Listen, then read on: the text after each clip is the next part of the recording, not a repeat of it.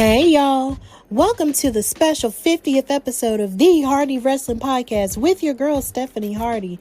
If this is your first time listening, welcome and thank you for joining the ride and for checking me out. And if this isn't your first time listening, thank you for continuing with me on this journey. We're on 50 episodes, guys. 50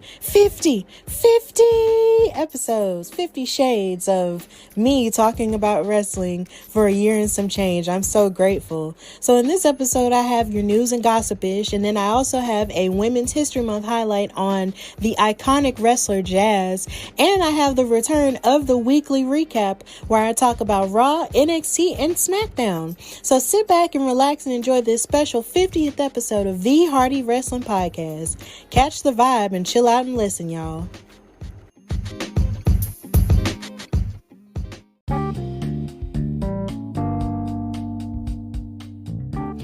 All right, so in our news and gossip-ish, we're going to start off with a little bit of a rumor and rumblings that's going on right now in the wrestling world involving Andrade and him possibly asking for his release from WWE. It was reported that he asked for his release on Monday during Raw tapings. It was reported by WrestlingInc.com, and it was confirmed by Alex McCarthy of TalkSport. And they don't have a clue as to whether or not this is going to be granted. And on his Instagram account 7 hours ago, he posted a picture of himself walking down a sidewalk in Orlando, Florida with a denim outfit on, saying, "If you don't like where you are, move. You're not a tree. Have a happy weekend." And it's kind of sad at this point because I don't want him to go from WWE because there was so much potential that he had. Like, he was a United States champion. He was an NXT champion. He wrestled one of the best matches in NXT history against Johnny Gargano, for the NXT title. There was that one moment me and my boyfriend had with him and Zelina Vega at NXT Live where he was fighting someone and they actually acknowledged our existence. And then to also think about the rivalry he even had with Rey Mysterio and all of the great matches they had on SmackDown Live during that era, and how we were actually able to witness one of those matches at a SmackDown Live show in Birmingham as well. So there was, and then with him, having his little faction that he had with Zelina and Angel Garza, and then later on Austin Theory before he got put back in NXT, there was so much potential that I feel like he had, but they didn't utilize it. And then it's like once Zelina Vega got let go, there was so much that was up in the air with him. And even in this past WWE draft, he was not drafted to any show, Raw, SmackDown, and he didn't show up on NXT either, which would have been cool for me personally, because I would have loved for him to go back to NXT and have like a rivalry with Santos Escobar or just anybody in general to sort of reinvigorate his career. But as it turns out, this may be the end of the line for him in WWE. And I don't know how this is going to work. At the same time, there are people's relationships, that do kind of work out with people being in different promotions, because him and Charlotte Flair are engaged. And Charlotte Flair is, of course, one of the 4 horsewomen of WWE, and I'm pretty sure they're not going to want to let her go anytime soon. So with him being in a different promotion, like maybe an AEW or a New Japan Pro Wrestling or something like that, they'll be able to make that work, like Lana and Miro, or like Peyton Royce and Sean Spears, aka Ty Dillinger. I'm pretty sure, they can make that work out. But it's unfortunate because it's kind of alarming how he just hasn't been on television lately. But I hope that if this is the end of the line for him, that he'll be able to, pick up his career and just find something that actually works for him. And I'll miss him dearly, but he's rumored to be leaving, so that's kind of a sad little gossipish thing that we've got going on, but we don't know if it's confirmed just yet. Also in the news, we have the announcement of 2 nights of NXT TakeOver taking place. So during this past Wednesday, NXT had an amazing episode, and at the beginning of the episode, General Manager William Regal announced that their next takeover event was going to be called Stand and Deliver, and that it was going to take place over a 2-day period on Wednesday, April 7th and Thursday, April the 8th, which is basically the week before WrestleMania. So the first day of the action is going to be airing on the USA Network, and then the second night of the action is going to be taking place on the Peacock streaming service, because WWE and and Peacock are basically intertwining with one another, and then eventually they're going to, combine with one another. So all of WWE stuff will be on Peacock. So it's going to be aired in the United States and internationally. And he also made the amazing announcement of NXT having their first ever women's tag team championships, which was awarded and given to Raquel Gonzalez and Dakota Kai because they won the Dusty Rhodes Tag Team Classic Cup for the women, but then got screwed out of a tag team title match with Shayna Baszler and Nia Jax. So William Regal threw caution to the wind and said, look, I'm just going to make our own titles and then give it to them. But then, of course, as events would have it on NXT, something different would happen. And I'll talk more about that in the NXT segment of the weekly recap. Also in the news, we have Molly Holly being announced as the first inductee into the class of 2021 WWE Hall of Fame. This was breaking news on The Bump this past Wednesday, and the Hurricane Shane Helms broke the news to her, which was an emotional moment for them. And then WWE tweeted out breaking news: the first inductee in the WWE Hall of Fame class of 2021 will be Molly Holly. And in the video, she was seen crying. She was really emotional about it, and so was Hurricane, because they worked together, because she was Mighty Molly at first before she became Molly Holly. And she was working a lot with him, as their whole superhero counterparts. And it was announced that the Hall of Fame special will stream on Peacock on April the 6th, which is, here again, the week of WrestleMania 37. And they're going to combine the class of 2020 with the class of 2021, because there wasn't a ceremony for the class of 2020 last year due to the COVID-19 pandemic. So they're going to combine those two, and it's going to be a lot of women power in that, because you have the Bella Twins, and now you have Molly Holly, and whoever else is going to be announced for this 2021 class. She is highly regarded as one of the best in the business, and so many of her soon to be Hall of Fame schoolmates, or classmates, you should say, tweeted about it. In terms of a congratulations, Trish Stratus tweeted and said, so happy about this wonderful news for my beautiful and talented friend Molly Holly. She has given so much to this business, and personally, she was a huge part of helping me transition into a fighting champion that could be taken seriously. Love and appreciate her so much. Then Beth Phoenix said, wait, what? Molly Holly? Yes. WWE Hall of Fame 2021. And then Triple H said, many people say WWE superstars are real life superheroes. And in this case, she truly is a women's champion, an inspiration to our current roster, and simply a wonderful person. Congratulations to Molly Holly on being the first inductee into the Hall of Fame. So, just to give a little bit of a backstory, she arrived in WCW as Miss Madness from 1999 to 2000, and she served as a valet for Macho Man Randy Savage. And she signed with WWE in 2000, and she was introduced as the cousin of Hardcore Holly and Crash Holly. And then which led to her alliance with the Hurricane as Mighty Molly. And she turned heel in 2002 and became women's champion twice, and she was a hardcore champion. And she had some of the best feuds with Trish Stratus, Lita, Gail Kim, and Victoria.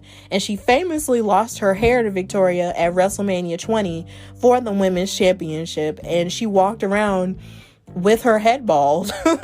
And it was really funny. And then something that they also used to shade her about was her having a big booty. And I guess now when you look at it, it's kind of stupid, because you can't really body shame anybody for having a big booty. Because some women are small and some women are thick. And Molly Holly was a thick woman, and that's a beautiful thing to have a big booty. I know, because I have one. Either way, congratulations to Molly Holly for being inducted into the Hall of Fame. Also in the news, we have the news that the TNA World Heavyweight Championship and the Impact World Championship will be unified tomorrow at Impact's pay-per-view Sacrifice. Rich Swann, who is the Impact World Champion, and Moose, who is the TNA World Heavyweight Champion, are going to fight each other. And whoever wins that title and wins the unified version of that title will go on to Rebellion to face AEW World Champion Kenny Omega in a title versus title match. Now, I don't necessarily know if this match is going to be, whoever wins gets both titles or whatever, or maybe it's just a title versus title or a champion versus champion match. But either way, I still feel like, that's going to be a cool thing. But if Kenny Omega wins, I'll be kind of upset about it because I kind of just want all the main champions to stay black. It's all black everything over here for me. So I'm not sure if I want him to just win the whole thing or what, but either way, it's going to be a cool thing for them to combine those titles and I'll just want to give a big congratulations and shout out to Rich Swann and Moose for holding it down on Impact as two dominant black champions. And also in the news, we have Christian Cage, formerly known as just Christian in WWE, making the decision to leave WWE to go to AEW. And he talked about in an interview with Renee Paquette, aka Renee Young, on her Oral Sessions podcast, and talked about how it wasn't an easy decision to make. He said that he hadn't even officially signed with the company until days before the Revolution pay-per-view that happened this past Sunday. He's quoted to say, "On Wednesday, there was nothing signed. It was a shock to me when I heard the Big Show make his announcement. Obviously, Tony Khan and I hit it off pretty quick, and we felt comfortable enough that we were going to work together. I wasn't sure I was going to go to AEW after the Royal Rumble, and all the talks I had with WWE were very cordial. Jon Moxley talked to me and had his opinions and made me think, okay, I'm doing myself a disservice if I don't at least explore my options. At this final stage of my career, I had a conversation with Tony and it escalated very quickly. Within a week, it was a done deal." And then he also went on to say that anytime there's a life-altering decision, there's a lot of thought. I didn't have a lot of time to think about this, but what I really needed was the best platform for me. I got a second lease on life here to showcase myself, but also help. Where could I help the next generation? That's what I felt at AEW. It wasn't an easy decision, but it also wasn't a hard decision. There was something intriguing about being able to be hands-on with everything and having that challenge. It felt like the right situation. There's nothing wrong with WWE and how they do things. So as it turns out, what it sounds like he made the best decision for himself and wanted to not only showcase himself and his talents, but also put over new talent as well. So, and it seems like he left WWE on good terms, which is the same thing that Paul White, formerly known as the Big Show, did as well. So a lot of people have a tendency to sensationalize whenever people who worked for WWE go to another company and make it seem like, oh, everything was negative and that's why they went over here. But sometimes people just leave because it's the best thing for them and because there's nothing evil or malicious behind it. They just want to leave because they want, the best solution for them. And it doesn't mean they hate the other company, or it doesn't mean that they hate what the other company has ever done for them. It's just the fact that they'll just leave, and do what's best for them and what they feel like, works for them in terms of what they want to do, in terms of putting over talent and in terms of putting themselves over as well. So we wish the best for Christian Cage, but I will say watching him hug Edge at the Rumble kind of takes on a new meaning now. So yeah, we'll just wish Christian Cage the best, and we'll also continue to wish Edge the best, and hopefully one day they'll get back together and then totally reek of awesomeness. Who knows?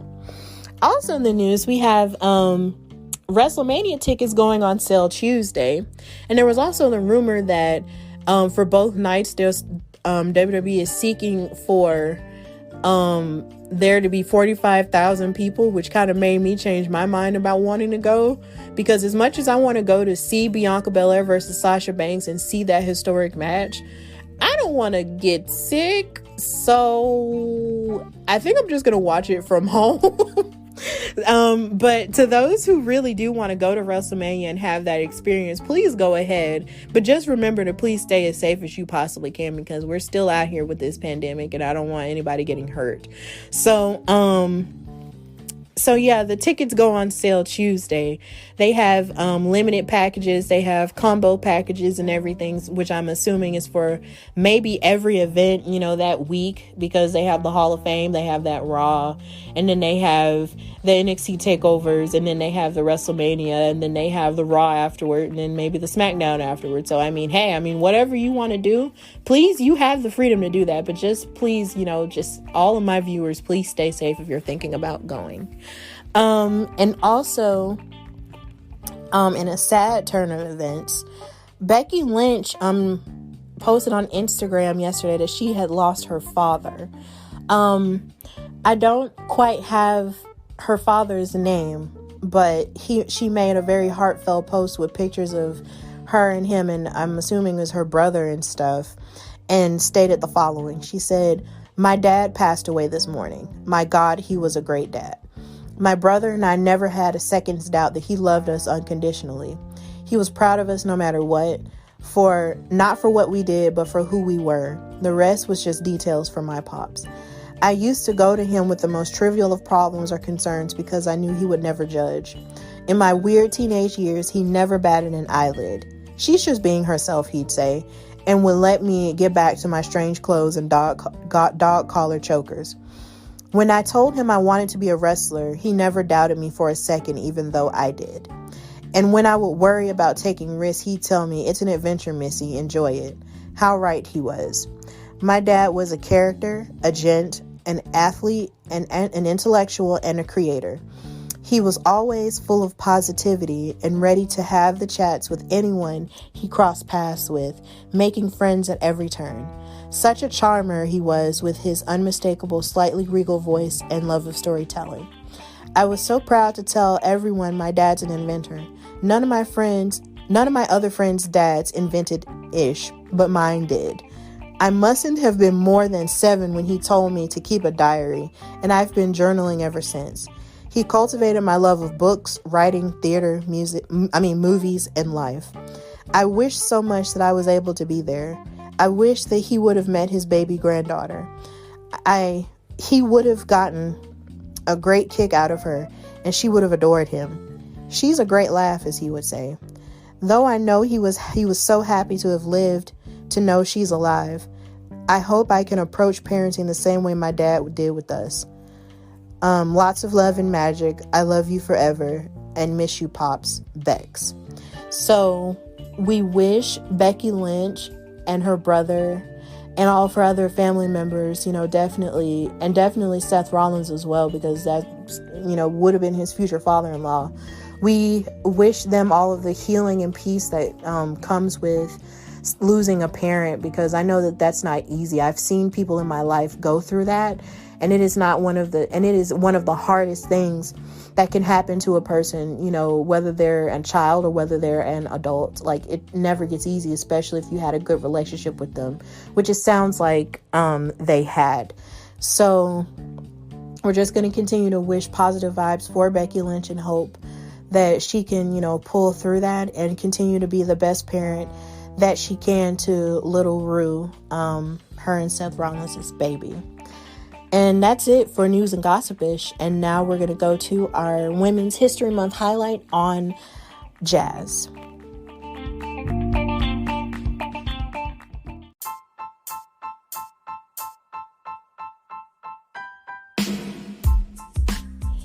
All right, so in this Women's History Month highlight, we're going to talk about the icon Jazz, who was one of my favorites growing up. And I remember she shocked the crap out of me when she came on WWE television and said, "The B word is back." And I was like, girl, for real? You calling yourself that? But okay, girl, do you?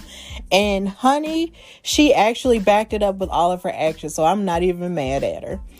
So we're going to start with talking about her beginnings. She was inspired to be a wrestler when she saw a WWE Hall of Famer, Jacqueline Moore, And she joined a wrestling school in Louisiana, which is where she's from. She made her debut at ECW in a fashion called the Impact Players. Which consisted of Jason Knight, Lance Storm, and Just Incredible. And then she began a feud with Jason Knight and beat him in 1999. And in 2001, she was sent to Ohio Valley Wrestling by WWE for 6 months to train. And under the new ring name Jazz, she signed a 2-year contract with WWE. She made her debut as a heel on Survivor Series 2001 during a 6-pack challenge for the WWE Women's Championship. Sorry, y'all. Which was vacated by China, and this match had Trish Stratus, Ivory, Jacqueline, Lita, and Molly Holly. And in 2002, she began her first rivalry with Trish Stratus after she defeated Jacqueline to become the number 1 contender for Trish's Women's Championship. And she fought at the Royal Rumble then again on Raw in February to win the title for the first time. So they were in a back and forth type of deal, and then Trish Stratus would always beat her, but finally at that Raw, after the Royal Rumble, she beat her. And she defended her title successfully against Trish and Lita at WrestleMania 18 or X8, depending on who you're talking to, in a triple threat match. And she won the title again on Raw against Trish. And she also went on to win the title a 3rd time with Teddy Long as her manager, but then ultimately lost it to Gail Kim. And then in 2004, she returned from injury to become a full-time manager to Rodney Mack, who went on to become her real-life husband.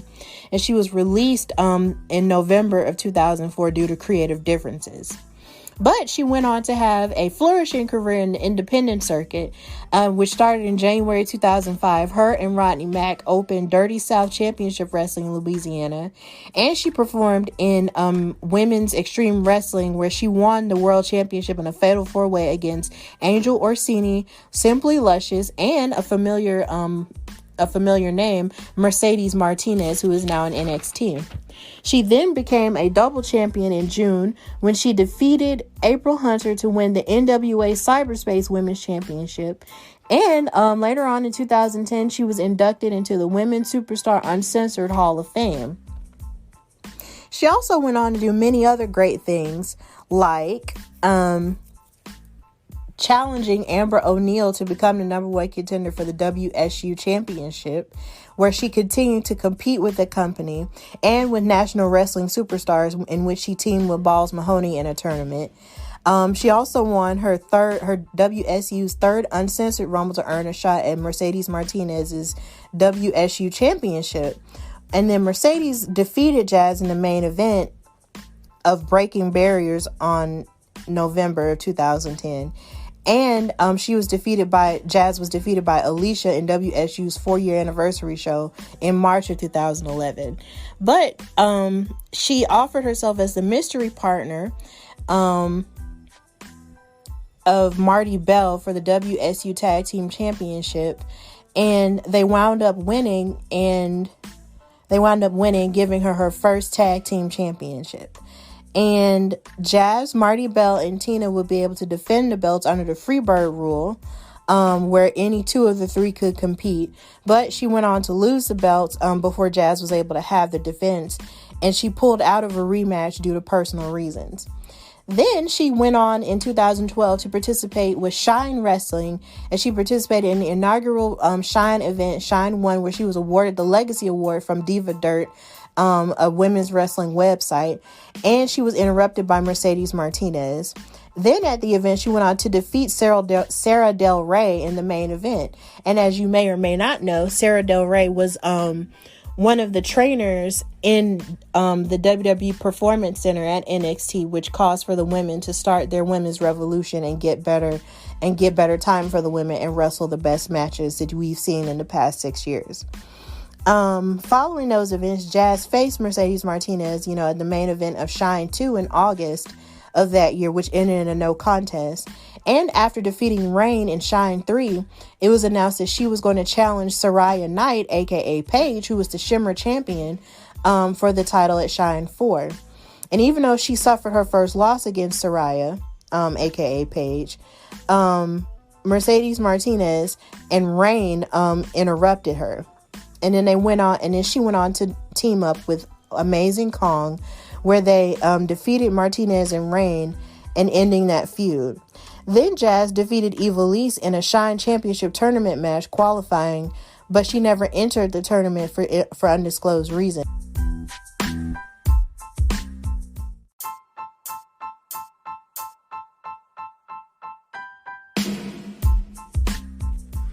So to continue with more of the accomplishments of Jazz for Women's History Month, we're going to continue to talk about a whole lot more that she did in the independent circuit.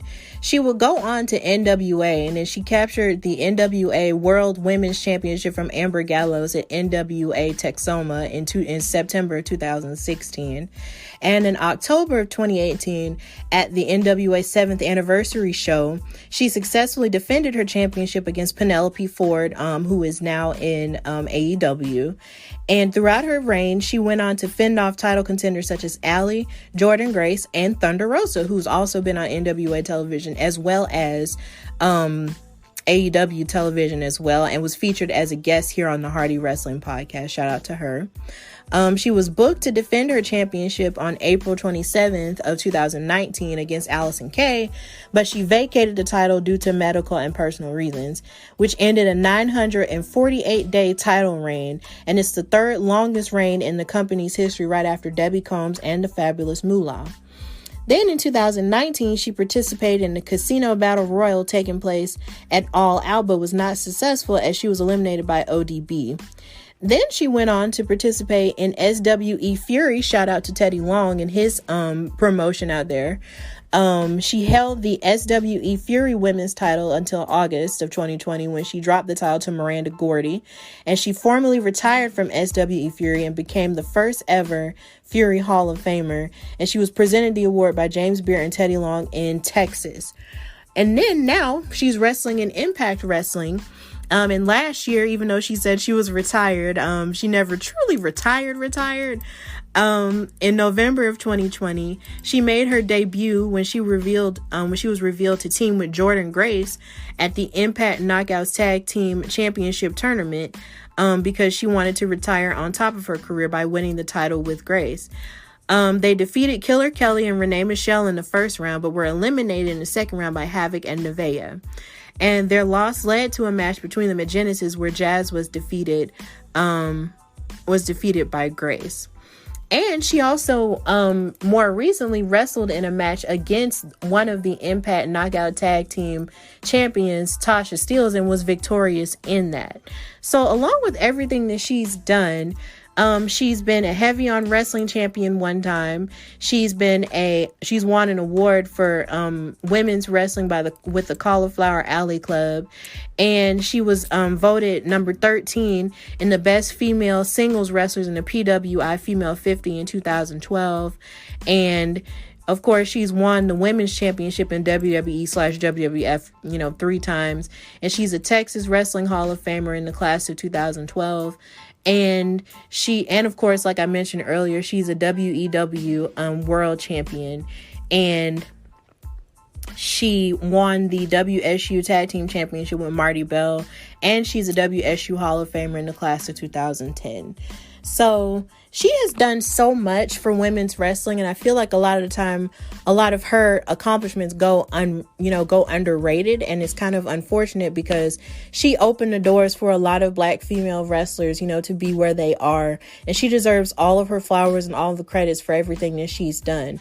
Now, I would personally love to see her go to WWE and do it and have a whole nother WWE reign and actually get her flowers for what she did in WWE, because her feuds with Trish Stratus and the likes of Victoria were something to see, in the 2000s, and she actually deserves a whole lot of credit for all of that.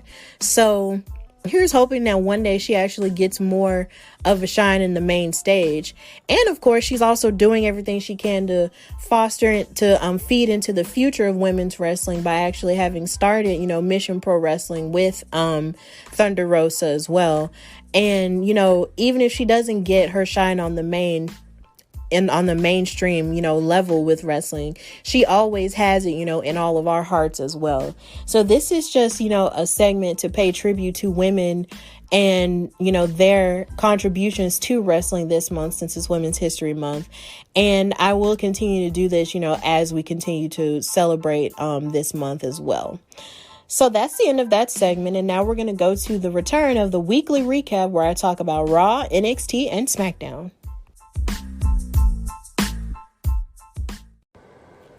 Okay, so I was sitting with my friends one day and they asked me, Stephanie, how do you record your podcast? And I said, with the Anchor app on my phone. And they were like, are you serious? I'm like, yeah, it's that simple. It is absolutely free. There are creation tools that allow you to record and edit your podcast right from your phone and your computer. And it will distribute your podcast for you so it can be heard on Spotify, Apple Podcasts, Google Podcasts, and many more. You can also make money from the podcast with no minimum listenership. And it's got everything you need to make a podcast in one place. They even have classes and stuff that you can listen to that will give you all kinds of good tips on what you need to do in order to make the best podcast. So if you want to do this, download the free Anchor app or go to anchor.fm to get started. That's anchor.fm, or download the free Anchor app to get started.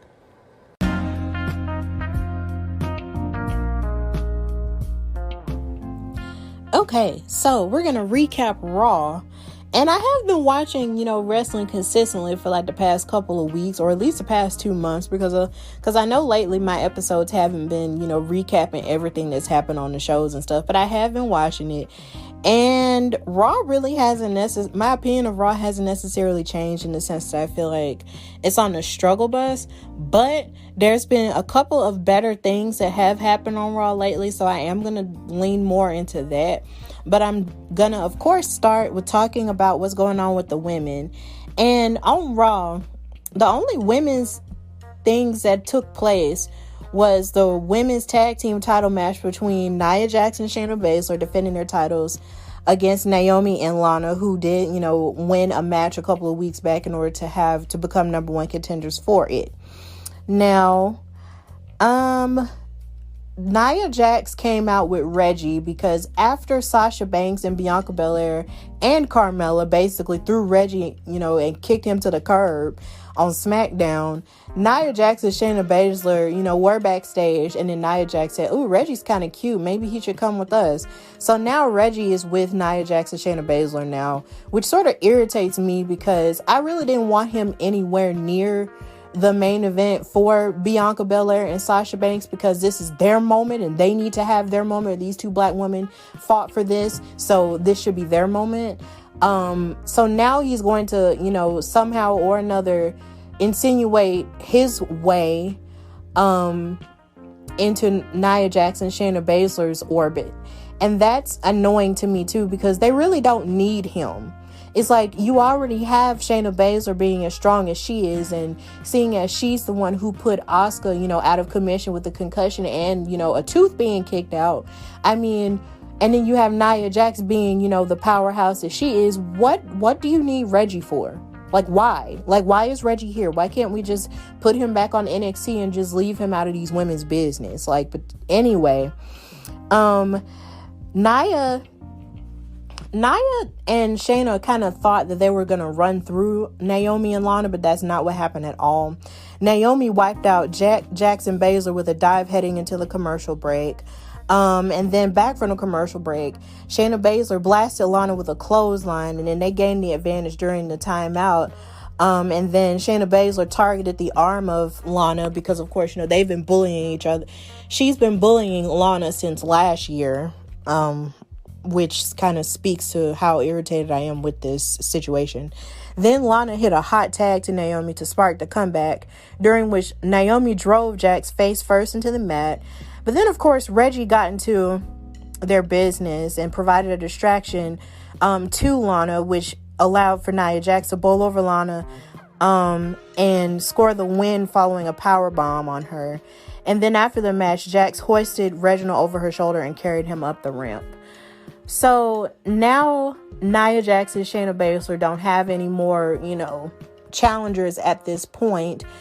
And I guess Lana and Naomi are just going to keep trying for it unless they try to give that chance to someone else, like maybe Mandy and Dana Brooke. But then Mandy and Dana Brooke, you know, that night was talking about how they want to challenge Asuka for the Raw Women's title Even though Charlotte, made her presence known and said, I'm looking at you guys to prove yourself over the next couple of weeks, since WrestleMania is coming up. And I kind of feel sorry for Mandy and Dana and any other woman, and also Peyton Royce too, because you have, and also Reckoning in Retribution. I feel sorry for all of these women who have to take a back seat to Charlotte, because it's looking like they're going to push the whole Asuka and Charlotte narrative yet again at WrestleMania. But I feel so sorry for them, because it's almost as if backstage isn't taking the rest of these women seriously in terms of the Raw Women's Championship, and it's just kind of disorganized here. Because it's like, since Zelina Vega, was released, I can't remember the last time I saw Asuka really fight to maintain her title, her title reign. And then there was the little bit of a feud she had with Mickie James, but outside of that, we haven't really seen her really defend her title, and it's a shame, really, because Asuka deserves better booking than this.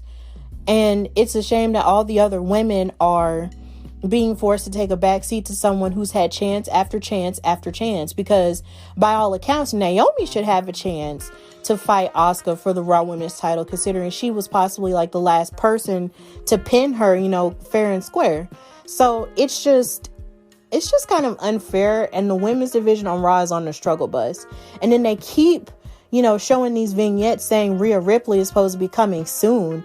And I would need for her to come like right now, because it's a shame that that we're depending on one person to come and add, some spice to the Raw Women's division. But that's literally where we're at now. And it's just really sad that we're at this point. And then of course, Lacey Evans, she's out with her pregnancy and with her doing other things. So it's just a shame. And the Raw Women's division just really needs some help. And then of course we had Peyton Royce come on Raw Talk and cut that little promo she did, talking about how she deserves to have a chance to face Asuka because she knows that she can beat her, and she's tired of people not believing in her because she believes in herself and all of that. But at the same time, here again, it just feels like they're just going to do the whole Charlotte versus Asuka thing, and it's just tiresome at this point. So yeah, that's pretty much all that's going on with the Raw women. But with the men, the first match we have on the card was Bobby Lashley versus The Miz in a rematch, because of course Bobby Lashley is now the WWE champion after beating The Miz and making him tap out in a lumberjack match after The Miz tried to fandangle his way out of it. Bobby Lashley finally beat him, and now we have another big black champion, and it didn't take us 11 or 16 years to get there, thank God. So The Miz went to the squared circle and sort of cut a promo and talked about how he was mad about the way things went down, last week, and he was talking about his willingness to do whatever it took, only for him to be forced into a title defense despite him feeling sick and under the weather because he was pretending like he was sick.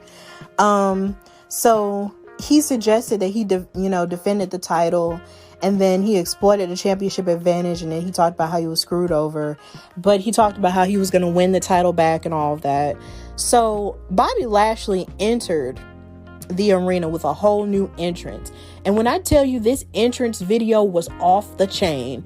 Like, they had golden lightning strikes. Like, this dude was Zeus from Hercules. And then he had like a whole package of him dominating all of his competitors that he fought up until that point. And then on the screen, it had Almighty in big giant golden letters. And he came out there with MVP, with like a renewed sense of, I'm here, I'm the champion, I'm finna kill everybody. And that was so cool. Like, sir, you better be Almighty, and they better put that version of the Almighty thing on a shirt, because I want it. Then, of course, as the match started, Bobby Lashley dominated early, dropping The Miz with a vertical suplex, and then he shook off the collision to the ring post, which flattened The Miz heading into the commercial break. And then when they came back from commercial, Bobby Lashley was overpowering The Miz and tossing him around like a rag doll, all the while Drew McIntyre was watching from the backstage area because he's assumed to be the next person to challenge Bobby Lashley for the WWE title. I mean, of course, until Sheamus sort of, threw a wrench in that plan. Then Bobby Lashley caught Miz on the arena floor and sent him face first into the ring post, and he tapped Miz out with the Hurt Lock to basically retain his title. And then backstage, Sarah Schreiber found Drew McIntyre, and then he cut a passionate promo talking about how he wanted his title back and all that, until Sheamus attacked him from out of nowhere and left his former friend lying backstage, which led into the conflict that they're set to have. Then Braun Strowman demanded an apology from Shane McMahon, and they faced off to a very weird thing, and he was demanding an apology and stuff, and he said that Shane McMahon couldn't be laughing at him and thinking he's a fool because he would snap him like a twig, and he does still understand that Shane McMahon could fire him at any time. And then Shane came out there and faced him and then said, "I'm sorry," and then he left, leaving Strowman kind of confused. And then Shane looked back as if he had something else to say, but then he continued to walk out of the arena. Then after that, Drew McIntyre and Sheamus had a no DQ match, and this match was really good. So Drew McIntyre attacked Sheamus during his entrance, jump starting the match and everything, and then Drew McIntyre drove Sheamus into the ring steps and then teased using a kendo stick on Sheamus, but then Sheamus used the middle rope to deliver a low blow and seized control of the match. Then Drew McIntyre cut off Sheamus's momentum and unloaded a barrage of kendo stick shots to the body of Sheamus, which of course left marks on him, which gives more credence to the fact that wrestling is not fake. Then they came back from commercial break, and then they kept trading blows in the corner of the ring, and then Sheamus got the upper hand. And then he scaled the ropes, but then Drew McIntyre cut him off and then added a big chop to the chest. Then Drew McIntyre brought Sheamus off of the top rope with a big superplex, but then Sheamus responded with white noise moments later for a near fall. Then Drew McIntyre blocked a steel chair shot and then added one of his own, and then he added a future shot DDT for a 2 count. But then he teased the Claymore kick, but then Sheamus caught him with the chair and then added a jumping knee strike. But then outside the ring, both of the men lifted up steel chairs overhead and ran at each other, colliding into each other and crashing to the floor. And then the referee checked on both men, and considering they didn't get a response from either man, they called off the match and requested medical assistance for both the competitors. So this match was really good, but then it seemed like, they both kind of injured each other. So I'm pretty sure at some point they're going to fight each other again, but for this to be a no DQ match where they used a whole lot of weapons and stuff, it was still really good. So there's that, and I'm pretty sure they're going to continue to fight each other leading into WrestleMania. So then after that, we had Xavier Woods versus Shelton Benjamin. And then they announced that next week, the Hurt Business and the New Day are going to fight each other for the Raw Tag Team Championships yet again, which disappoints me because it seemed like Kofi and Mustafa Ali were set to fight each other in a rivalry, but nothing came of that. And I feel like that was a huge mistake because they had such a good storyline, going into that. With Mustafa being mad at Kofi for taking away his opportunity when he was injured, which led to the events of Kofi Mania and stuff like that. But they just dropped that out of nowhere, and now Mustafa's beefing with Matt Riddle for the United States Championship, and now we've just thrown the New Day back into the tag team picture. That is a misfire on Raw's part, and that's just wrong. But this match was short and sweet, but it was still pretty good, though, between Woods and Benjamin, though. So Shelton Benjamin grounded Xavier Woods, working him over with a rear chin lock. And then Kofi Kingston was trolling Shelton Benjamin and said, sick move said Shelton. Which I think is his new thing. He likes to troll people just like he did Randy Orton at Elimination Chamber and talked about his calf muscles. Then Xavier Woods overcame a concentrated attack by Benjamin throughout the match, firing off a series of strikes. And he kept following up with a sunset flip for a 2 count. But then Shelton Benjamin survived that pinfall attempt and then got caught up talking trash to Kofi Kingston, which allowed Xavier to roll him up for the win, which gives the New Day the advantage going into their tag team match next Monday. So I'm not sure if they're gonna win, but I still feel like that's pretty good for them as a tag team. But also, something that took sort of the shine away from the match itself was the New Day's new gear get made by Jonathan Davenport, and their ring gear was homages to Scorpion and Sub-Zero from Mortal Kombat. Only the Mortal Kombat logo wasn't a dragon, it was a unicorn. And it was a very menacing looking unicorn. So if you're a fan of the game Mortal Kombat or the movie that's set to come out, that was really cool to see. And I love how Kofi's outfit matched his golden hair.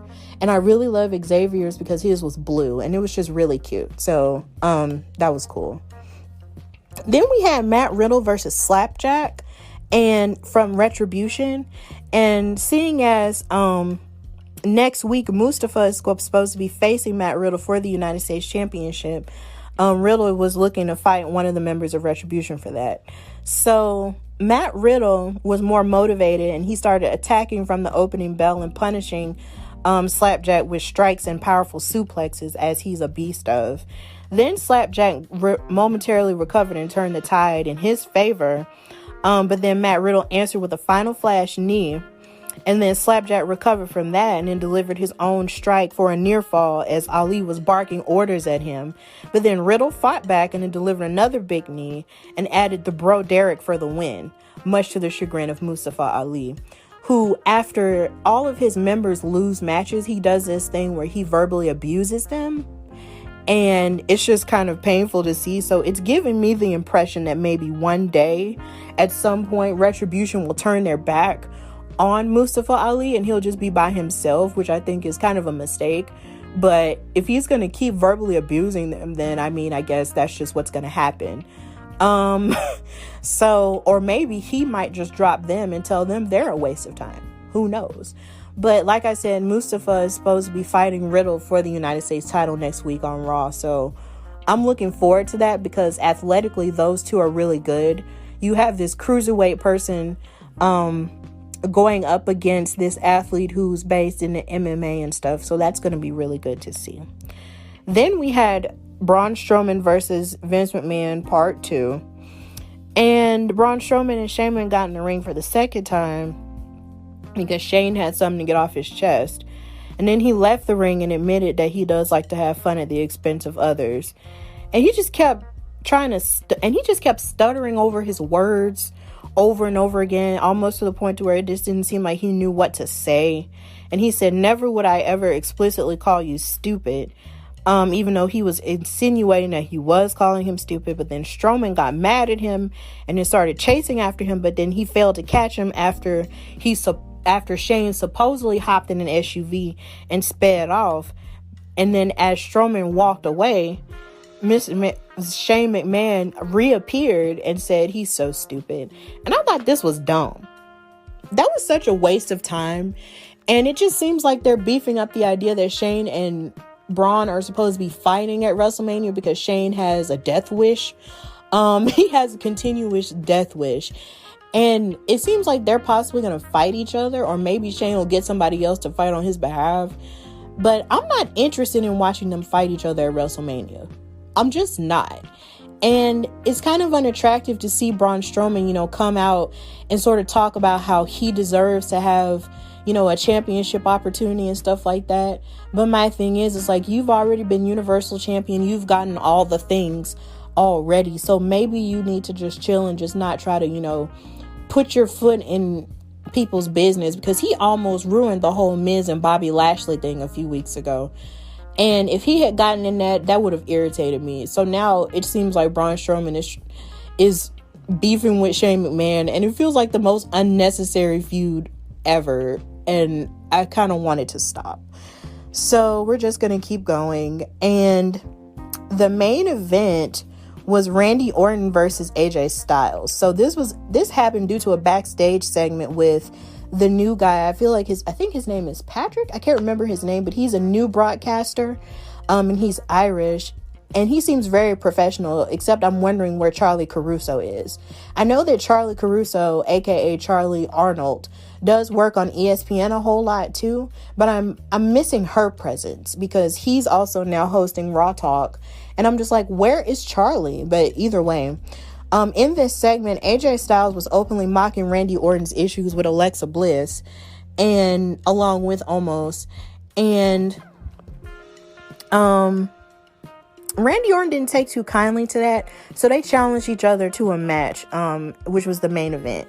And so Randy Orton was really angry about it, so he kept attacking AJ Styles, from the opening bell, and punished him for several minutes. And then heading into the commercial break, almost made his presence felt and turned the tide in favor of his charge. And then AJ Styles worked Randy Orton over, dominating the action after the final commercial break of the night.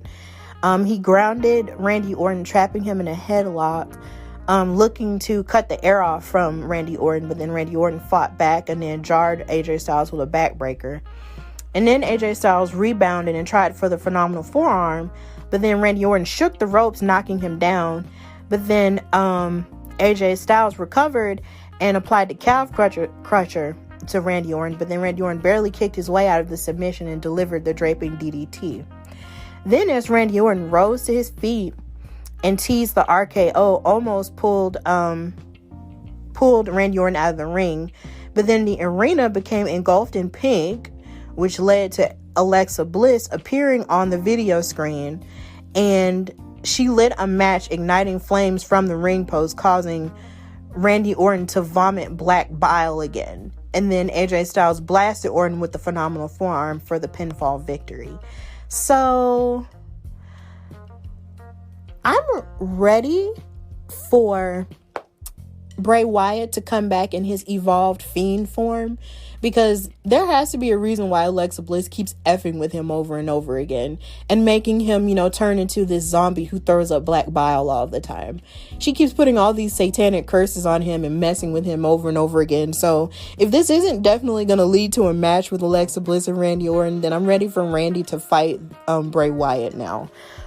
Because these tricks do entertain me, though. I love them, but at the same time, I'm ready, for the big ending where the Fiend comes and destroys Randy Orton now. Like, I'm really ready for it. But all in all, this match was still pretty good, and it sort of reminded me of the SmackDown Live era when AJ Styles and Randy Orton were beefing with each other, because Randy Orton was the guy who came up, through OVW and then to WWE, whereas AJ Styles had to go through and fight through, the indies and then with Ring of Honor and New Japan and all over the world before he was able to get to WWE, and they had that beef going on. It kind of reminded me of that, but it wasn't on that same level now, of course, because it's a whole different story. So that's pretty much it for Monday Night Raw, and now we're going to recap the really awesome episode of NXT.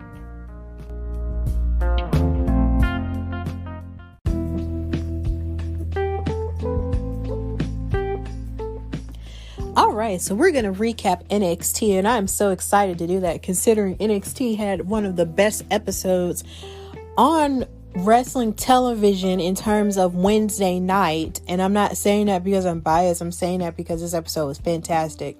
So I'm going to start with the women, and actually the show actually did indeed start with the women. William Regal, the general manager of NXT, made two amazing announcements. He announced that NXT TakeOver Stand and Deliver was going to be over 2 nights, and I did discuss that in the news and gossipish segment, so I won't talk too much about that. So that was his first announcement.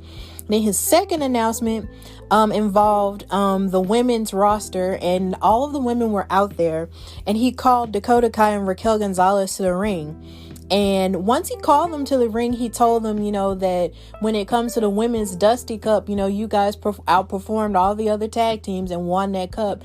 And you won your opportunity to face Nia Jax and Shayna Baszler for the women's tag team titles. But somehow or another got screwed out of that opportunity because Adam Pearce, the WWE official for both Raw and SmackDown, intervened in matters that didn't, involve him.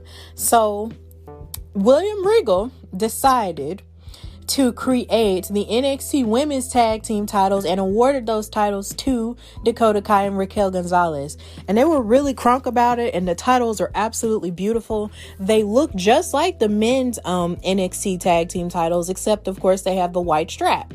And I love the white straps. Those are really cute. So they were really excited about being the first ever NXT Women's Tag Team champions. And as they were celebrating, and as the women were still out there, some of them looking happy and other ones like Candice LeRae and Indy Hartwell were looking disgusted or whatever, you had Shotzi Blackheart and Ember Moon, who I've deemed Team Black Moon, challenge them, to defend those titles on the same night that they won them. So I basically think, they basically came out there and said, if they're going to be champions, then there have to be challengers. And so they basically challenged Raquel and Dakota that night. And they basically accepted the challenge. And William Regal was okay with that, so he approved it. So I feel like this is a really good move, for the NXT women's division, because it seems like the women's division of NXT is a little bit more, split down the middle between the women who can be tag teams and the women who are single stars. And it will give all the women, something else to do when they're not in the main title picture. So I'm really happy about that, because I am definitely a proponent of, them having, of people on all three brands, having multiple belts, as opposed to just having, one title to just go for it. But if you're going to have multiple titles, for the women, you need to give all of them, something to do and something substantial to do with those titles. So yeah, I think this is really cool. And I think this is going to be a good, thing for NXT as they continue to raise the bar for women's wrestling, as they always do, because they have some of the best women in the world. Also, something that happened on NXT was the NXT Women's Championship match between Io Shirai and Toni Storm. So Toni Storm was under the impression that Io Shirai was always afraid of her because Toni defeated her at the Mae Young Classic, in order to win. And so she basically thought that she was, the one to take the title off of Io, because Io's basically been undefeated all this time. And this match was pretty decent. Toni Storm even came out dressed in pants, which is definitely different, because normally she comes out in shorts and tights. But this time she came out in pants that made her look like Beetlejuice, and it was really cute. They really destroyed each other here. It was really cool. It was something that was really amazing was that Io Shirai was kicking out of two Storm Zeros, which are basically Toni Storm's finishing move. But it was like it was just immune to him. But then it's like Toni Storm escaped a crossface by Io Shirai, and then she dodged a moonsault. And then even when Toni Storm went for a diving headbutt and missed, she was still trying to fight back. But then Io caught her in the crossface and forced her to tap out. So Io Shirai is still the NXT Women's Champion, which sort of left us wondering, who else can challenge her? So now on top of that, later on, we're going to figure out who is going to be next to challenge her. So this was a really intense match here. So I don't know who else is going to have a chance. But, we do know who else is going to have a chance. And I'm going to talk about that right now. Then we had our NXT Women's Tag Team Championship match between Dakota Kai and Raquel Gonzalez versus Ember Moon and Shotzi Blackheart. So they started their match, and Dakota Kai and Raquel started off very confidently, and Raquel wore down Shotzi Blackheart and worked Dakota Kai in order to keep her worked with Dakota Kai to keep them isolated from each other.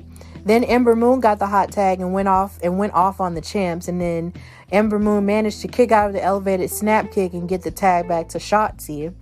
And then there was this really cool part where I believe Shotzi did a dive while Ember Moon was standing on top of the second rope, and it was really cool looking. That was amazing. And then the challengers worked to isolate Dakota Kai, hitting a series of impressive moves. Then Ember Moon tried to put away Raquel with the Eclipse, but then somehow or another Raquel blocked the Eclipse, which is something that we haven't seen that often, since Ember, has been in WWE. Then Ember, fought to the outside of the match, and then Shotzi, stacked up Dakota Kai for a shocking 3 count, and it was kind of like a flexible, like a bridge where she did, and then she basically, counted Dakota Kai out, and then basically now we have new NXT Women's Tag Team Champions in Team Black Moon, and they celebrated, and Shotzi was crying, and she was just really excited because this is really her first title in WWE, period. And I also saw someone post on Instagram that she's the first Filipina to win a WWE title ever. So congratulations, to her for that. And her father was there, and she was hugging and crying with him and embraced with him and everything. And then, of course, backstage, Dakota Kai and Gonzalez were really upset, that they lost, but they were reiterating that no one could take away the fact that they were the first ever NXT Women's Tag Team Champions. So as they were upset and angry about that, however, Io Shirai came backstage and got in Raquel Gonzalez's face and said that she wanted her next for the NXT Women's title. And I thought this was an amazing example of long-term storytelling here, because at War Games last year, Raquel was the one who pinned Io Shirai, for the win for the team for Team Candace that she was on. And then you go on, and then all of a sudden, the Dusty Cup starts, and then Raquel and Dakota, start working together as a tag team, and then you have everyone else sort of going for Io Shirai for the women's championship, and you're sort of wondering how this is going to play out. And then you also have Raquel, who beat Rhea Ripley in her last match at NXT in the last woman standing match. So you have all this momentum on Raquel Gonzalez's side, and you're wondering when she's going to be able to go for it. Even Wednesday, when she was walking up the ramp with Dakota, with the tag titles, Io Shirai, walked out there and she was staring daggers at her before the match with Toni Storm. So it had a lot of, intricate storytelling there. So now we're going to get Io versus Raquel, probably at TakeOver at Stand and Deliver, maybe, or, maybe sooner than later. But either way, I'm really happy that Io and Raquel are finally going to have the chance to fight. But I don't know where this is going to leave Dakota Kai. So, also the women basically just ruled NXT Wednesday. That's probably the reason why I loved it so much. Either way, Kaden Carter was facing Xia Li to get revenge on behalf of her friend Casey Catanzaro for being injured a couple weeks ago. And before this, Zoe Stark, talked about her wrestling history and the hard work that she had done to get to NXT. And Kaden Carter came out and sort of started fighting Xia Li immediately, because normally when it comes to Xia Li lately, she's been coming out and sort of dominating all of her opponents, but Kaden Carter was not having it. She jumped on her immediately and just gave her a drop kick as soon as she finished her whole little entrance in the ring and everything. And then Xia Li trapped Kaden Carter next to the steel barricade, and then Casey Catanzaro came out, to be Kaden's support, and she couldn't take it anymore, so she took her crutch and started beating the crap out of Xia Li. And then when Boa, the guy who's been with the Chinese warrior group, I don't want to say the wrong name, he came out there to make Catanzaro pay, but then Kaden Carter made the save and hit him with the other crutch, and then they basically ran away. And then Boa and Xia Li bowed to Tian Shaw, the leader of the group or whatever, who sits on the throne, and basically Team Casey squared ran away. And I felt like even though this match was still kind of short, Kaden Carter still showed that she had a lot to prove going up against Xia Li, who's been dominant, and I feel like Kaden Carter doesn't get a whole lot of credit, because I feel like they talk a lot about her, with her best friend Casey Catanzaro and how they work together well as a tag team, but I feel like they don't give Kaden Carter nearly enough credit for how good she is as a singles competitor and how better she's gotten. So she deserves a little bit more credit, and it was just good to see her, fight like that, towards someone who's been absolutely dominant. And that's really all that happened with the women, but it was really lit though. So, with the first male match we had was Pete Dunne, with Oney Lorcan and Danny Burch, the NXT Tag Team Champions, versus Jake Atlas. And Jake Atlas out here was really proving himself worthy to go up against somebody like Pete Dunne, who's known as the bruiserweight and actually, wrestles a little bit kind of like the British strong style type of thing. And he likes to tear every piece of your body apart. So it was really cool to see him, stand up to Pete Dunne, because Pete Dunne can be a little bit of a bully when he wrestles people. But before this match, Eli Drake was mocking, well, not Eli Drake, that's not his name, LA Knight was mocking Bronson Reed until Bronson Reed, attacked him. And then Imperium told Timothy Thatcher that it had to come to NXT, that they had to come to NXT to bring him home. Then Jake Atlas proceeded to beat up Pete Dunne. Then Pete Dunne targeted the left arm of the cruiserweight, leaving a lasting impact that allowed for Pete to basically stop any brief bouts of offense that he could muster. But literally Jake was trying though. Then the tag team champions, were gloating at ringside as Pete Dunne was setting himself to put the match away. And then there was a surprise burst of energy that caught Pete Dunne off guard. And then Jake Atlas hit a standing moonsault and a release suplex. There was also this part where he was walking, where it seemed like he was balancing himself on the top rope and doing a version of the old school move that The Undertaker used to do on the top rope, except he wasn't walking with his feet. He was walking with his arms, and it was really cool. But then Pete Dunne caught him on the rebound by the hand, and then he snapped his fingers and wrenched his left arm back to force a submission, and Jake Atlas tapped out. Then Pete Dunne grabbed a microphone and reminded everyone that he's the best technical wrestler in the world, and he dared anyone to prove him wrong, which led me to live tweet and say, okay, Pete Dunne, since you think you're the best technical wrestler, they need to book a match between him, Daniel Bryan, and Cesaro to see which one is the best technical wrestler out of all of y'all, because baby, you would have a good match with all three of them men. But this is a SmackDown versus NXT, but I really feel like if they really wanted to do it, they could do it, and it would be an awesome match. The winner would be the viewers. So we're just gonna move on.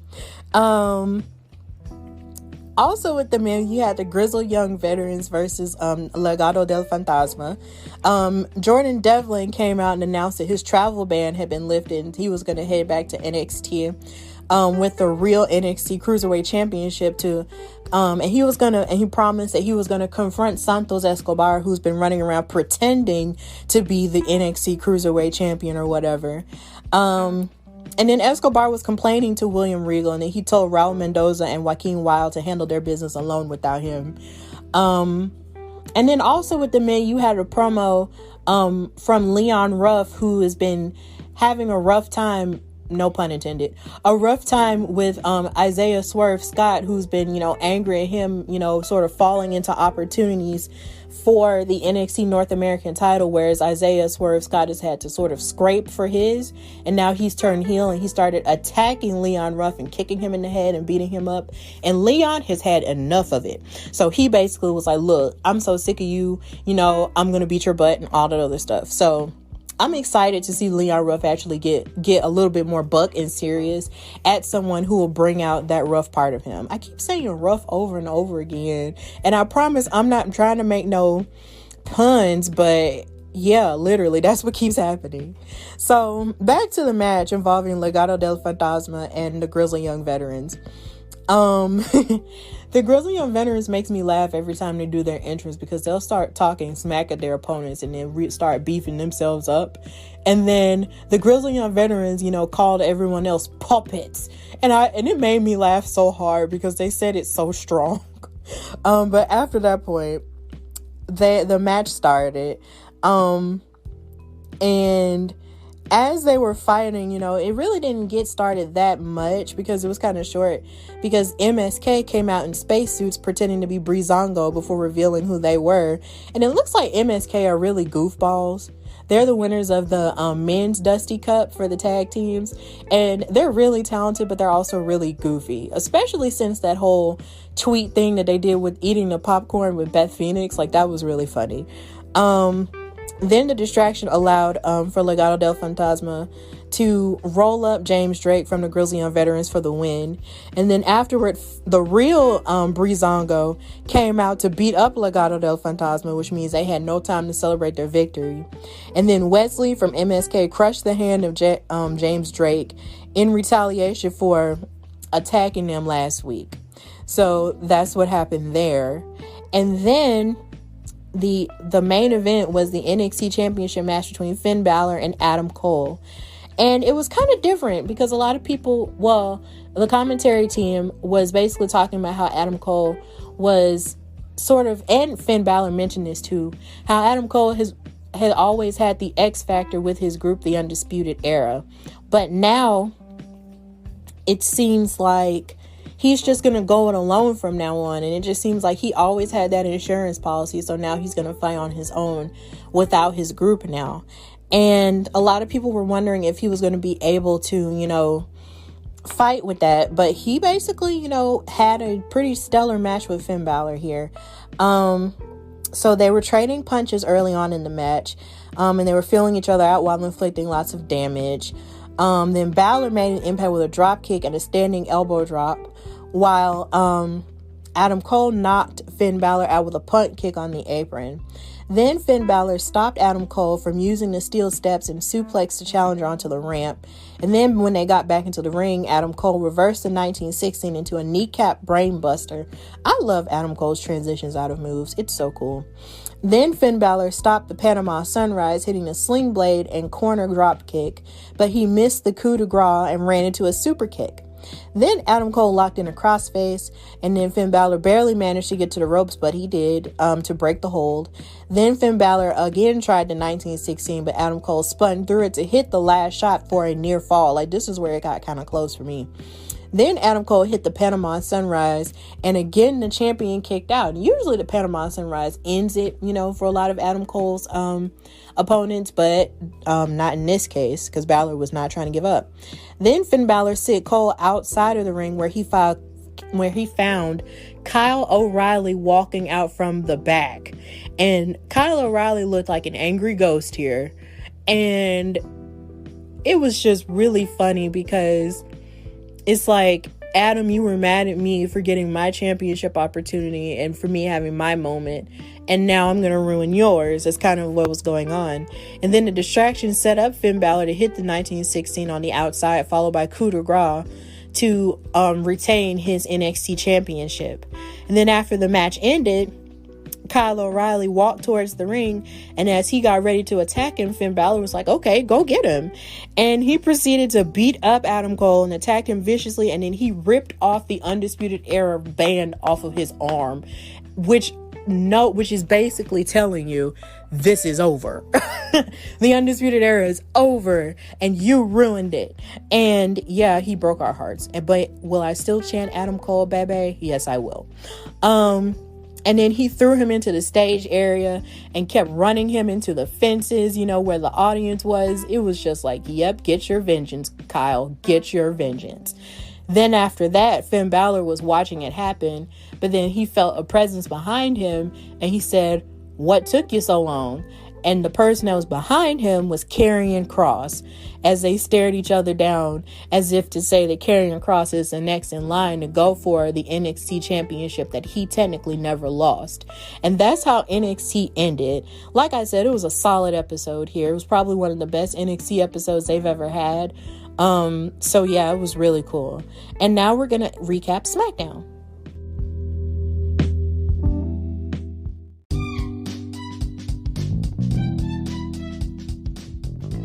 All right, and for the last weekly recap, we're going to discuss SmackDown. So, this is all leading up to Fastlane, which is the last stop on the road to WrestleMania, which is something they kept reiterating a whole lot tonight. So, I'm going to start with the women, and the first segment we had with the women was showing the women's tag team champions, Nia Jax and Shayna Baszler, taking Reggie on a shopping spree. in some type of haberdashery, I guess is the word for it, suit place. And Nia was basically spoiling him, and Shayna Baszler was there for the ride but really didn't care, because it was kind of clear that she's the type of person who doesn't care about what people wear or whatever. And it was clear when she was commentating with Nia Jax during the tag team match with Sasha Banks and Bianca Belair versus Tamina and Natalya, that she really could have cared less about him and his little suit or whatever, because she wanted everybody to focus on the opponent and the action that was going on in the ring. But she really didn't care. But Nia has basically taken on the whole girlfriend deal, and it's so funny because it reminds me of how when she and Enzo Amore were actually gonna like get together, but then he got caught up in all his drama and that story wound up not happening. And it was cute for a minute because she was actually calling him bae and everything, and she tried to poo-poo it off or whatever, but at the same time it was just like she sounded like a girlfriend. It was like, I bought him that and that's my bae and all the other stuff. So that part was cute, but I'll get into more of Reggie in a minute. So after they showed them going shopping and everything, Kevin Owens was having his Kevin Owens show, and he had Bianca Belair and Sasha Banks as the guests, of course, because they are leading up to their historic match at WrestleMania for the SmackDown Women's title. And they were sort of, shooting little barbs at each other because Sasha Banks said something that I thought was really cool. Somebody actually wrote an article about it a couple months ago, before she made her big return, where they said that she was the Michael Jordan of the WWE because of all the championships she's won. And truthfully, that's not a complete lie. It's not a complete lie. She kind of is the Michael Jordan because, she's the greatest of all time. And I've said that, a billion times on this show. And she was making it seem like, Bianca Belair, she had her, accomplishments, but she was making it seem like the only reason Bianca has her accomplishments is because Sasha Banks has blazed the trail and all of that. But Bianca Belair was letting her know that, even though you've blazed the trail, I can make my own lane. But they got interrupted by Nia Jax and Shayna Baszler, who were coming out there to be on commentary, for their match. And guess who came out there? Reggie. And so Natalya and Tamina came out there, and they looked absolutely amazing, in their matching red and black outfits and stuff. So this match felt relatively short, but at the same time, it was still a pretty good match. I'm intrigued with the idea of watching Sasha Banks and Natalya fight each other a whole lot more, because the sequence in which they were, going against each other was very entertaining to look at. But anytime Bianca Belair got in the ring, it was almost like Nia would send Reggie to be a distracting factor in the match to distract the referee, or, show off his suit or whatever. And Shayna Baszler was just irritated with all of it.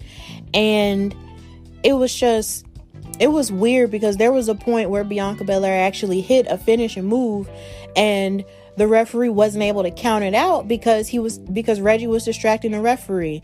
And I get that Bianca and Sasha are set to fight Nia and Shayna at Fastlane for the tag team titles, but at the same point in rate, and I get that she was doing that to sort of tell that story for Fastlane, but at the same time, for him to distract Bianca Belair and distract Sasha Banks to the point to where, she was getting in his face and fighting him and, undoing her to the point where they came to, defeat by the hands of Tamina. And then to make matters worse, Tamina pinned Bianca, who's been on a winning streak, all this time ever since she got to the main roster.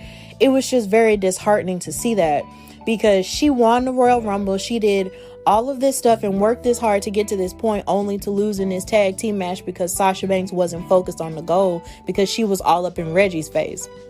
And I was a little bit frustrated by it, but seeing as I really don't necessarily want Sasha and Bianca to win the tag titles, I'm not entirely that angry about it. There were a lot of people online tonight who really thought that it was stupid for her to lose to Tamina, going into WrestleMania season and all of that, but I'm not that mad about it. But what I am mad about is Reggie sticking his nose in all these women's business. Now, I'm not too angry about him being in a love, thing with Nia Jax, because I feel like that's cute and it gives her something else to do besides bullying Lana and besides, running through the same people on Raw over and over again.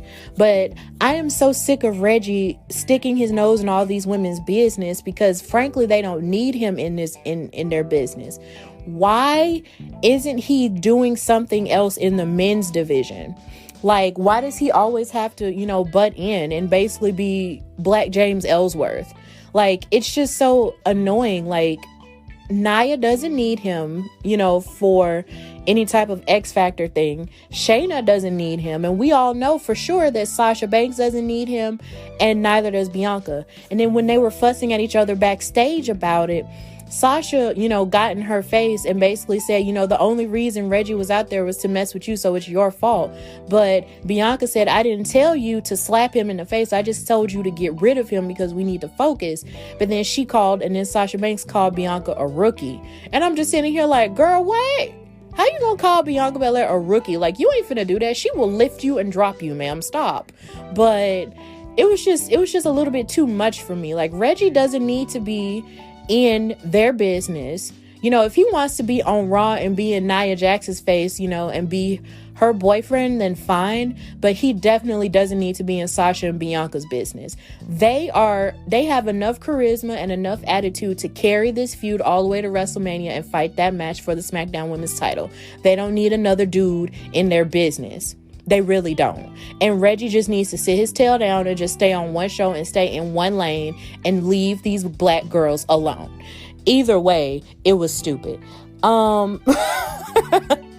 Okay, so that's really all that happened with the women on that show. So to go to the beginning of the show started with Edge coming out there and calling out Daniel Bryan and Roman Reigns. And he basically said that Daniel Bryan should never question his love of professional wrestling, because he had spent over 3 or 4 decades, fighting, in the WWE against the likes of The Undertaker, and the British Bulldog and so many different other, big names in wrestling. And basically this made Daniel Bryan come out because he was questioning his passion, right? And so Daniel Bryan, explained that he respected Edge, but he would do anything to get his one last shot at WrestleMania.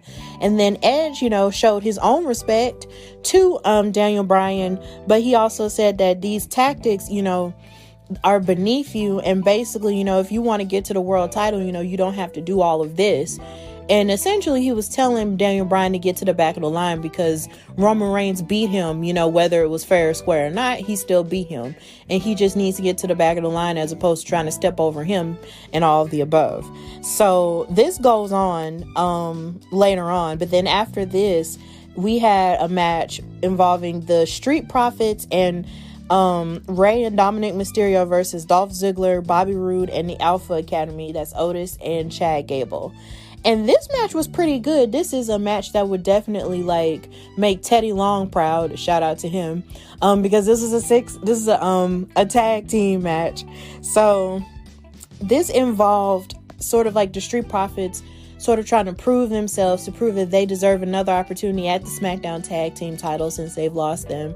But as the Street Profits and Rey and Dominic were making their entrance, the heel team came out and basically attacked them from behind and tried to take the advantage. And then when they came back from commercial, they proceeded to get the match started, and it was really cool. So Dolph Ziggler and Bobby Roode showed a lot of their tag team chemistry here by isolating members of the other teams and keeping them from getting tagged in, or tagging themselves in when the referee was looking or when the other teammates weren't looking. And that was really cool to see, even though they do be getting on my nerves sometimes. I still got to give them their props. And then Dominic was showing off a lot of his abilities here, going up against these veterans who've been out here wrestling for a long time. Like he really was standing a little bit head and shoulders above Bobby Roode, and in some cases even Dolph Ziggler. Like that was really cool to see. He's just living his best young wrestling life, and it's just really cool. But then Rey Mysterio had like this huge hot tag, and then he helped clear the ring, and then both the Mysterios hit a double 619 on Bobby Roode, who snuck in a blind tag off of Otis, who was showing off a lot of his power in this match. But then Montez Ford wound up ending the match with his From the Heavens Frog Splash, which was like, it was almost like he jumped for the frog splash, but then he twisted directions in midair, and then he landed another way, and it was just the coolest thing ever. And then that's where they got the 1, 2, 3, and it was so cool. And I'm just like, and even Angelo Dawkins pulled off some type of move.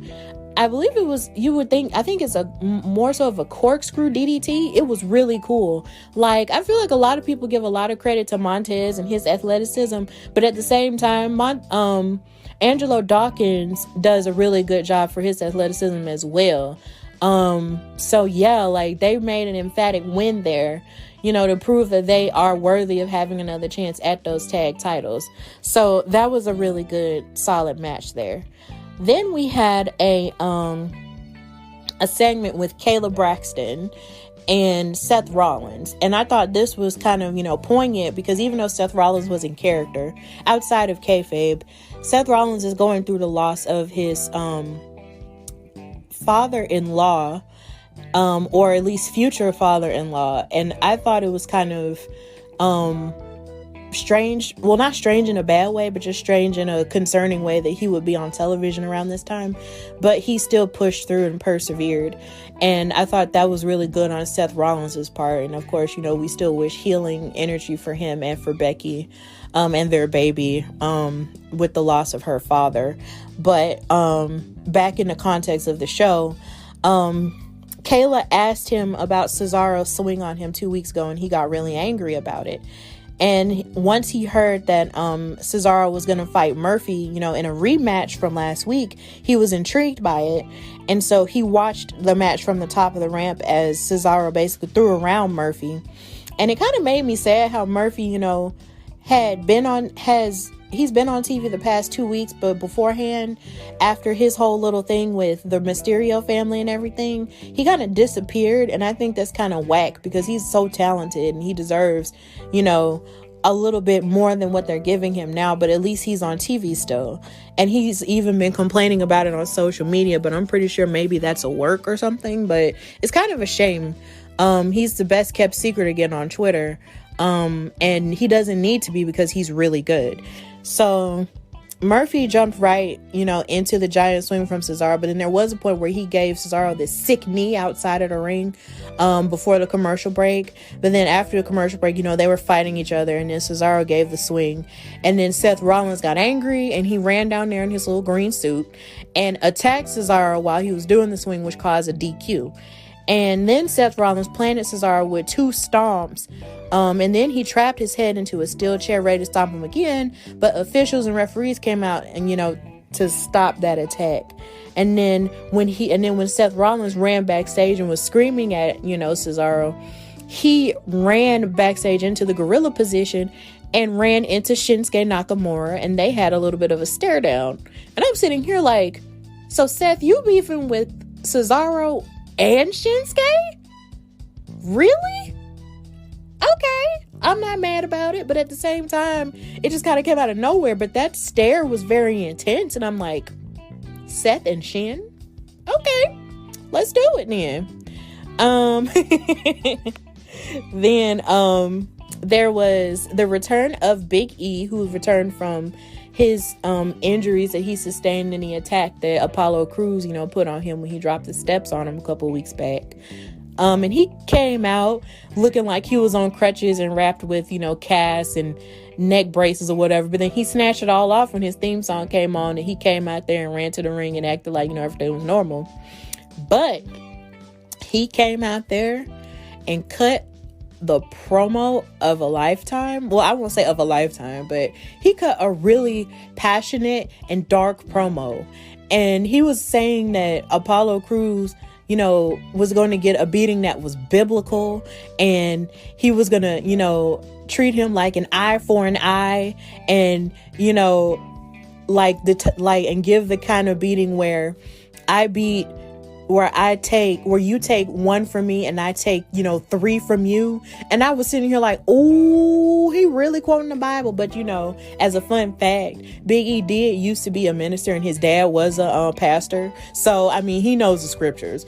So for me, as, a person who identifies as a Christian, I'm sitting here like, oh, come on, quote the scripture. But either way, I was really intrigued by it, and I need more aggressive Big E. Like, I mean, not in no way that I don't want him to smile and be happy anymore, but it's just like when he gets triggered and he gets mad, it's real, because those are the people in life you don't want to make mad. It's the ones who are always sweet and nice to you and positive, but then the minute you do something or say something or treat them wrong, they will snap on you. Anyway, he just kept calling out for Apollo Crews, saying, I'll give you one more title shot, but I'm gonna give you what you deserve. He kept calling for Apollo, and then he gave like an open challenge for the Intercontinental title and said, if Apollo won't come out here for me to beat him up, then I'll issue an open challenge for anybody to come out. And then King Corbin came out there, and then he said, well, I'm not in my suit, I'm in my $10,000 suit, but I'll still snatch it off in order to beat you. But then Sami Zayn pushed his way out of nowhere and said, I'll do it. And then he came out there, but then Big E slammed the crap out of him, and then rolled out of the ring. And then they went to commercial. And then when they came back from commercial, the match started, and Sami Zayn started going after Big E's ribs, but it only slowed him up for a little bit. And then once Big E got going, he threw Zayn around the ring with all of his suplexes and everything. And even though Sami Zayn tried to escape, Big E caught him and then planted him back in the ring. And then Sami Zayn tried to hit a sunset flip powerbomb that nearly, sealed the victory for him, but then Big E kicked out. And then Sami Zayn lost his cool and then slapped Big E like multiple times to try to get him amped up or whatever. And then he got real amped up, and then he hit a big ending on Sami Zayn, and then he wound up retaining his Intercontinental title. So then after he won, Apollo Crews' theme song hit, the new theme song with all the drums and everything, because y'all know Apollo Crews and tapped into his Nigerian heritage. And he attacked Big E from behind, even though Big E was kind of looking for him to pop up, up front. He snuck him from behind, which is cowardly. And then he hit Olympic slams on Big E multiple times, and then took Big E out with steel steps to the face. And he hit him in his arm. And it was just kind of like, well, dang. And then he took the steps and then stood up on the steps as if to say, I'm standing above you now. And he kept yelling all kinds of smack at him with his Nigerian accent. And even though I haven't been talking about SmackDown here lately, let me say that I love this new version of Apollo Crews. I absolutely love it. When he came out there 2 weeks ago and was talking about his Nigerian heritage and his granddaddy and all that other stuff. I'm pretty sure they don't say granddaddy, but talking about his great granddaddy and how you meet people with steel, and how all the women and talking about all the wives that he had and all the other stuff. I thought that was cool, because I'm sitting here like, this is probably the most resolute that I've ever seen Apollo Crews since he's been on the main roster. Like, there's more to him than just him being like this smiley, happy dude who does flips all the time like a cruiserweight, but then can fight like a heavyweight. There's so much more to him. And I'm so glad that him tapping into this character, which he's had before in the indies, is allowing him to actually be this character that's standing on his own 2 feet and being sure of himself.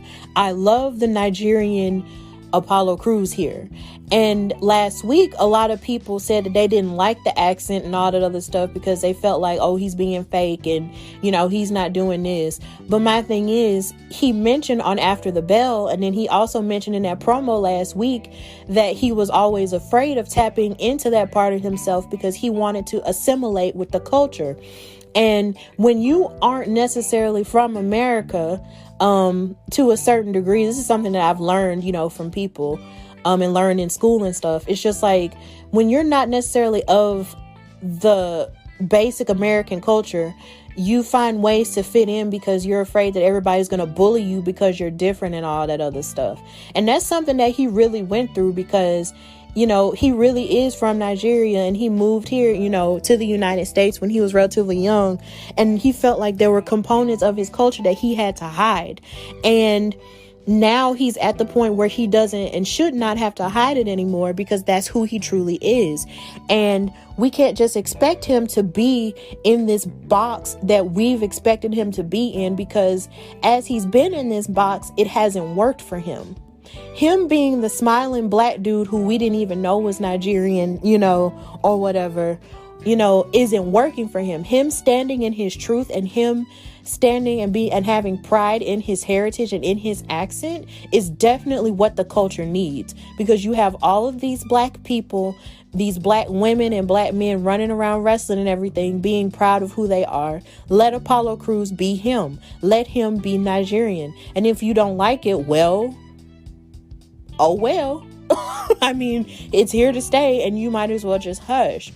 Like, it was just ridiculous, some of the stuff that I saw on social media where people were talking about how much they didn't like his accent and all that other stuff and all that. And I'm just saying here, like, and there was some people who were saying his accent was as fake as Kofi Kingston's. And my thing is, Kofi was not Jamaican, he was Ghanaian.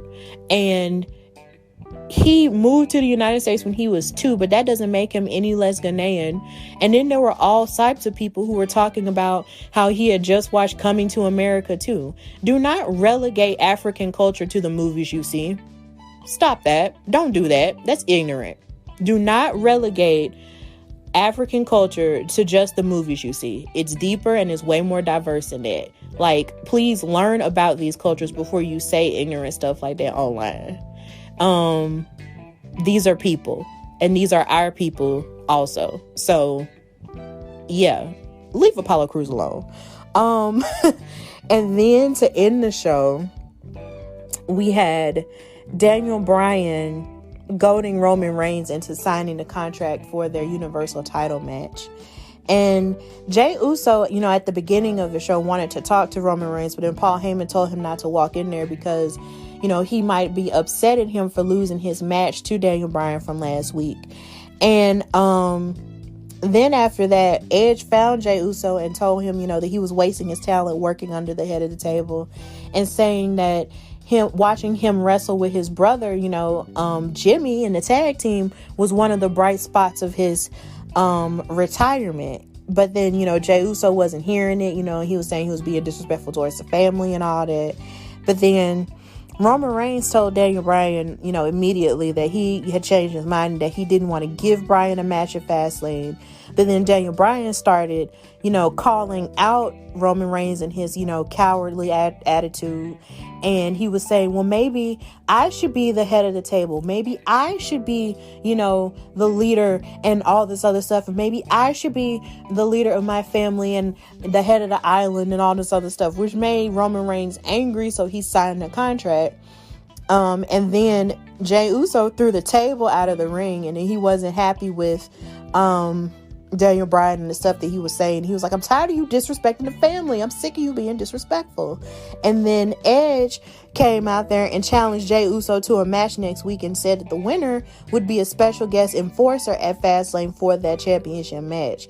And then a brawl ensued where everybody and their mama was fighting, and Paul Heyman moved out the way.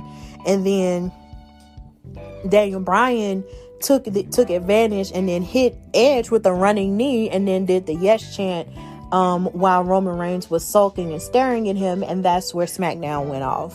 So this was a pretty solid episode of SmackDown, and I just hope that they can get everything together and tie everything up in a bow for Fastlane so we can just go ahead and do this WrestleMania thing. So that's the end of the weekly recap, and now we're going to go to the conclusion.